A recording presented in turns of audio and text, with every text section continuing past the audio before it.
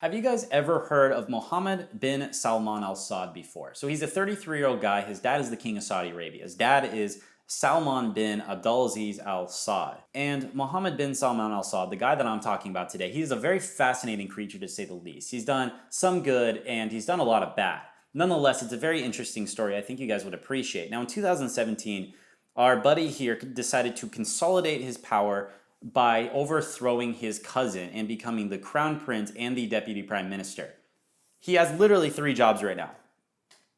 He is the crown prince, deputy prime minister, defense minister, and then he'll eventually become the king.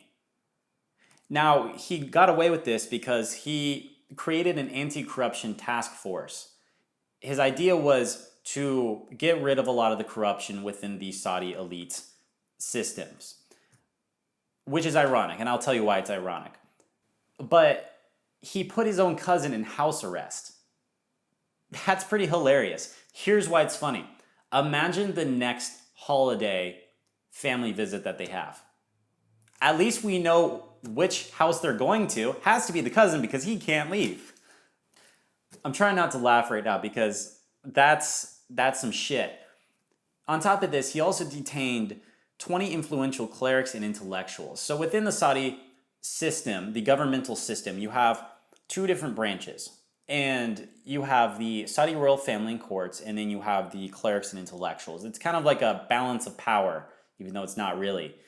The clerics are the religious justification for the things that the Saudi royal family wants to do. So the Saudi royal family will say, hey, we want to do X, Y, and Z, and then the clerics will find out some sort of religious justification to allow them to do so. Our buddy here, Mohammed bin Salman Al Saud, said, fuck that noise. I'm going to go ahead and rest all of you guys on this side and on that side. I don't give a shit. I'm going to consolidate all this power and become a dictator. What makes him different, though, is that he's also doing a few good things. And so it's a very confusing situation. Before I jump into the different social and economic liberalization things that he's been doing, a couple of good things here, let me show you guys a video by Vox that really helps summarize my points here. Prime Minister and also holding the portfolio. Check out these 2 Saudi princes. This one's the 57-year-old crown prince. And this one, the one doing all the hand kissing, is his younger cousin. Listen to what the older cousin is saying.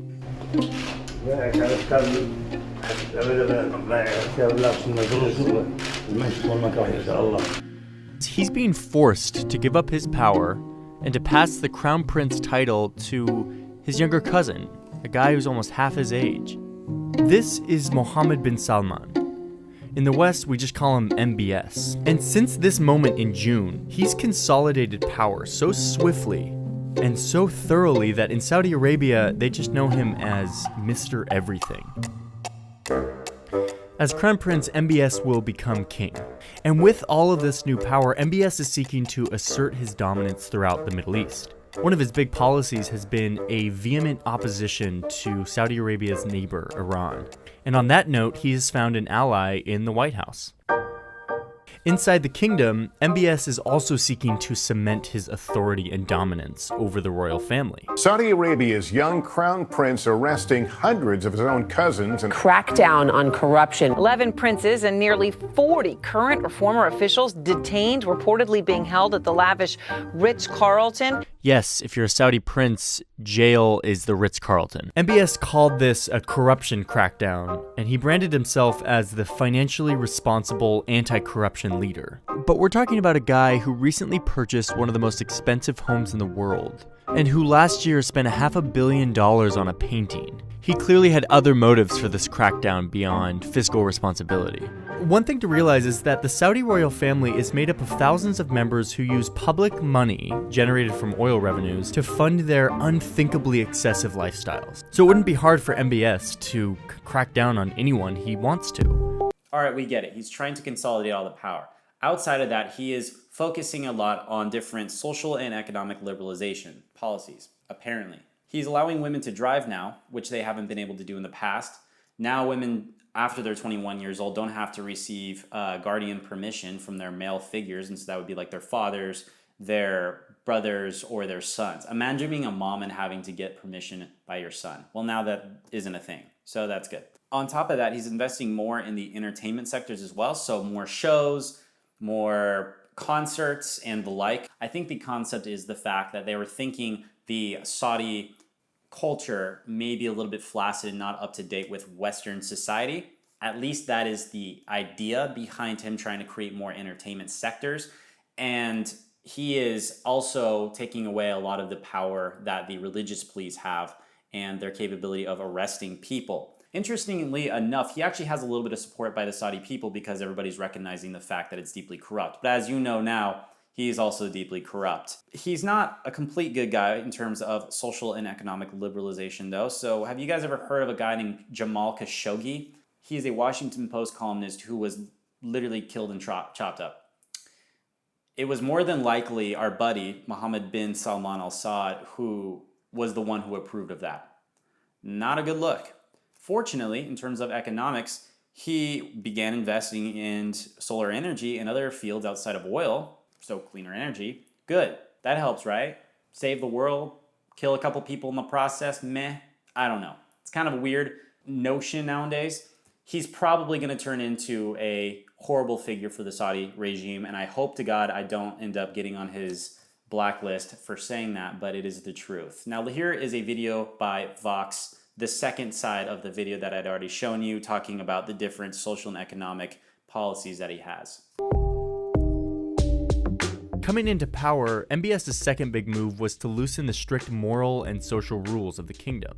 He stripped the religious police of their right to make arrests. He expanded women's rights in society, including giving them the right to drive. On the surface, these are progressive social reforms meant to modernize Saudi society. But like the anti-corruption crackdowns, the move is another effort to seize power. Saudi society is built on a sort of pact between the royal family, which is called the House of Saud, and the vast religious establishment run by conservative Islamic clerics. The clerics give the Saud family legitimacy by giving them their blessing as rulers of the kingdom. In exchange, the family allows the clerics to strictly enforce their uncompromising, puritanical version of Islam within the kingdom. This Faustian bargain means that Saudi princes, like MBS and others, can live these indulgent lifestyles and make deals with the West, but still retain religious legitimacy in the eyes of the public. It's a balance that has kept the kingdom stable in this very volatile region. But now MBS has violated his family's part of the bargain, arresting hardline clerics who might speak out against his progressive reforms. This could shake one of the foundational pillars of Saudi society.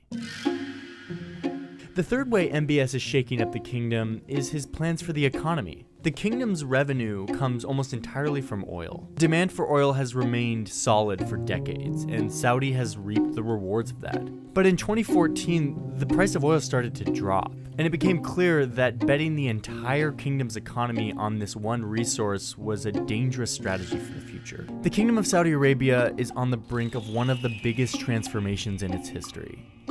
As this young leader consolidates power to upend the status quo, he may also upend the pillars that have kept the kingdom one of the most stable countries in the Middle East. Yep. See? Now you guys know. He's a very confusing character. He's not 100% terrible, but he's also not 100% good. He's probably, again, about 95% bad and 5% good. Confusing person. What do you guys think about this guy? If you're watching this on TV, please reach out to me at ZachMoss6 on Twitter, or if you're on YouTube, comment in the comment section below, or reach out to me on whatever platforms. I throw them all out there in the description box below. Anyway, guys, thank you very much for listening to me today.